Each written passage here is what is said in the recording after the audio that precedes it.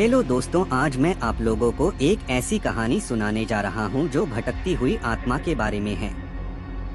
यह कहानी एक अस्पताल की है जहाँ एक लड़की के साथ एक भूतिया घटना होती है। एक लड़की थी जिसका नाम सोनिया था। वह एक अस्पताल में काम करती है।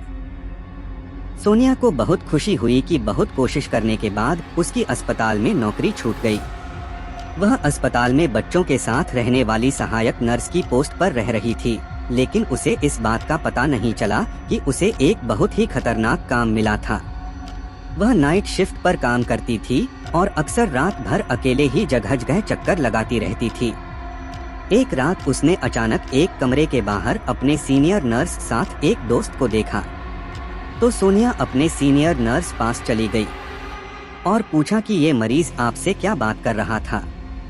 सीनियर नर्स को बताया गया कि वह एक अजीब घटना के बारे में बता रही थी। उन्होंने सोनिया को बताया कि उस मरीज को रोज रात एक लड़की दिखती है और वह बातें करती है।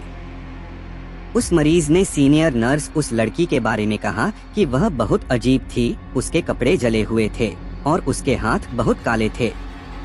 सोनिया को यह बात सुनकर बड़ा आश्चर्य हुआ और सोचा कि शायद यह रोगी पागल हो गया है या फिर उसे भ्रम हो रहा है। रात के करीब 11:30 बजे सोनिया अपना नामांकन चेकअप के लिए वहां जाती है जहां वह मेहमान थी। वह उस कमरे के बाहर खड़ा है और उसे लगता है कि कोई उसे देख रहा है। उसे अनुभव होता है कि उसके ऊपर कुछ ठंडी हवा का झोंका आ रहा है जो उसके हाथों को छूता है। उसे लगता है कि अब वह अचेतन हो गई है, लेकिन फिर वह अपने आप को सहायक नियुक्त कर रहे हैं। फिर थोड़ी देर बाद उस कमरे की खिड़की से एक लड़की आती हुई दिखाई दी, जिसने सीधे उसे ही अपनी तरफ कर लिया। सोनिया अनसुने देखकर एकदम से डर जाते हैं। वह लड़की बहुत ही अजीब और डरावनी दिख रही थी। उसके हाथ बहुत काले और जले हुए लग रहे थे। उसके बाल एकदम सही जगह पर थे और आँख आग की तरह जलती हुई दिखाई दे रही थी। उनका शव करसोनिया के डेरे में देर रात आ गया और वह उन्हें देखकर कपने में डूब गए। वो मन ही मन में सोचती हैं कि आज तो मैं नहीं बचूंगा, ये मुझे नहीं छोड़ेगी, अब ये मुझे जान से मार डालो। फिर सोनिया ने उसके सामने हाथ जोड़कर बोलती हैं, देखो मुझे मत मारो, मुझे छोड़ दो, आज के बाद मैं इस अस्पताल में कभी नहीं आऊंगी, मुझे माफ कर दो कृपया। ऐसा अनोखा हुआ, यहाँ से डकैती की कोशिश की जाती है, लेकिन वो लड़की वहाँ सोनिया को डेट नहीं करती है, बल्कि और उनके अंतिम आने वाले दिखते हैं।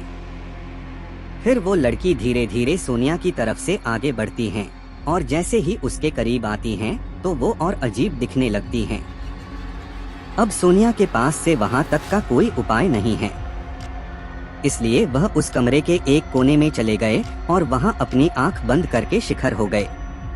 फिर उस चुड़ैल ने सोनिया के निकटतम कहा, मुझे बचाओ। इतना बोलकर वह कमरे से बाहर चली गई है। सोनिया अब थोड़ी शांत है और देखती है कि इस लड़की ने ऐसा क्यों कहा, मुझे बचा। इस घटना के बारे में वो अपने स्टाफ को अपनी बात पर कोई भरोसा नहीं बताता। अगले दिन वो लड़की फिर से सोनिया के सामने आती है और उससे बोलती है, मुझे बचाओ। इस पर सोनिया उस चुड़ैल से बोलती है, जो आपकी परेशानी है मुझे बताओ, मैं मदद करूंगी। फिर वह भूतनी सोनिया से बोली है, कई साल पहले मैं भी इसी हॉस्पिटल में नर्स थी। एक रात मैं यहाँ सभी चीजों को देखने के बाद एक कमरे में आराम करने के लिए चला गया। मुझे पता ही नहीं चला कि कब मेरी नजर लग गई और मैं सो गया। अभी कुछ देर में पता नहीं चला कि वहाँ आग कैसे लग गई और मैं जल के मर्ज हो गया। हॉस्पिटल की बदनामी ना हो जाए इसलिए हॉस्पिटल वालों ने इस बात को बाहर नहीं बताया और मेरी मौत को हॉस्पिटल के पीछे ही दफन कर दिया। तब से मैं चुड़ैल बन के भटक रही हूँ, भटकती हुई आत्मा, मुझे मुक्ति नहीं मिल रही है। तुम मेरी क्रियाकर्म करवा दो ताकि मेरी आत्मा को मुक्ति मिल सके। इसके बाद सोनिया ने हॉस्पिटल वॉयस को बताई ये सारी बात। तब जाके हॉस्पिटल वाले उस लड़की की मौत के बाद वहाँ से निकले और विधि विधान से क्रियाकर्म गाव गए। उसके बाद से ना ही सोनिया को और ना ही उस हॉस्पिटल में किसी को भी वो लड़की दिखाई नहीं दी। आपको कहानी अच्छी लगी तो हमारे चैनल को सब्सक्राइब करें और बेल आइकन प्रेस करें ऐसे और कहानी के लिए।